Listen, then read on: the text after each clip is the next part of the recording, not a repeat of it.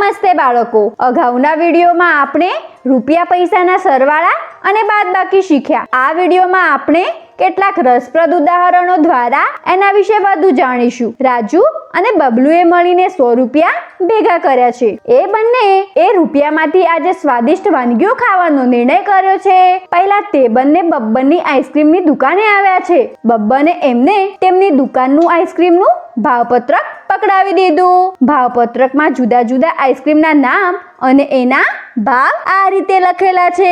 રાજુ અને બબલુએ પહેલા એક ચોકોબાર આઈસ્ક્રીમ અને એક વેનીલા આઈસ્ક્રીમ ખાધી। પછી તે બંને મળીને એક કેસર કેન્ડી વહેંચીને ખાધી। હવે એ બંને વિચારે છે કે તેમને બબ્બનને આઈસ્ક્રીમના કેટલા રૂપિયા ચૂકવવાના છે। બાળકો, શું તમે એમની મદદ કરી શકશો?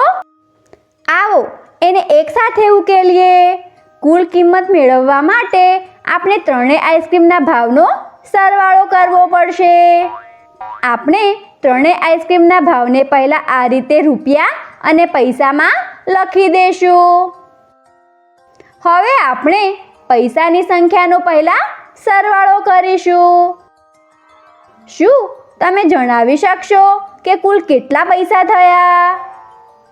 એકદમ સાચું, 50 પૈસા। પછી આપણે રૂપિયાની સંખ્યાનો સરવાળો કરીશું। કુલ કેટલા રૂપિયા થયા? અરે હા, 15 રૂપિયા।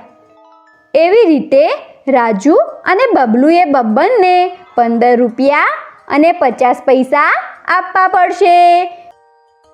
તેમણે બબ્બનને આઈસ્ક્રીમના રૂપિયા આપી દીધા અને આગળ અપ્પુની મીઠાઈની દુકાને ગયા। બબ્બને અપ્પુની દુકાન ઉપર ખૂબ જ મજાથી સમોસા, જલેબી અને બરફી ખાધી અને તેમણે અપ્પુને બધી વસ્તુઓ માટે કુલ 50 રૂપિયા 50 પૈસા આપ્યા। તો શું તમે જણાવી શકશો કે હવે તે બંનેની પાસે કેટલા રૂપિયા વધ્યા છે?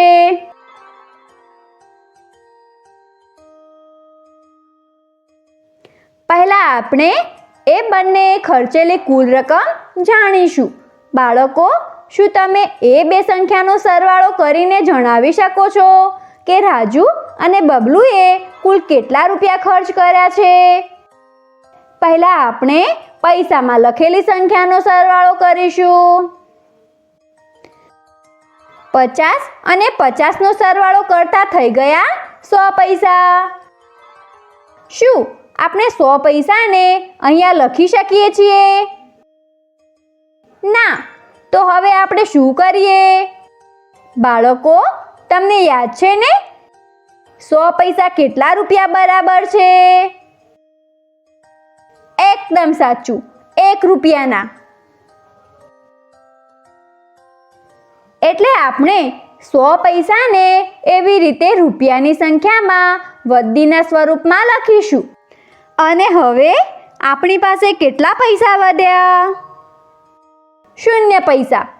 બાળકો, હવે શું તમે રૂપિયાની કુલ સંખ્યાનો સરવાળો કરી શકશો? શાબાશ બાળકો, આ એકદમ સાચું છે। કુલ 66 રૂપિયા થયા।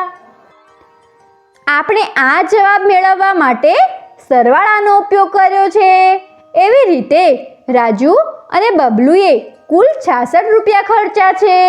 રાજુ અને બબલુની પાસે શરૂઆતમાં 100 રૂપિયા હતા। તો શું તમે જણાવી શકો છો હવે તેમની પાસે કેટલા રૂપિયા વધ્યા હશે?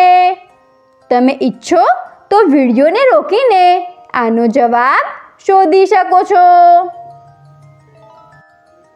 વાહ બાળકો, તમે આનો જવાબ એકદમ સાચો મેળવ્યો છે।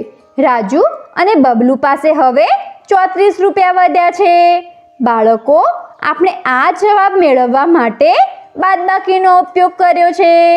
બંનેનું પેટ ભરાઈ ગયું અને તે વધારે ફરવા નીકળી પડ્યા। આ વિડીયોમાં આપણે થોડાક રસપ્રદ ઉદાહરણ દ્વારા રૂપિયા પૈસાના સરવાળા અને બાદબાકી શીખ્યા।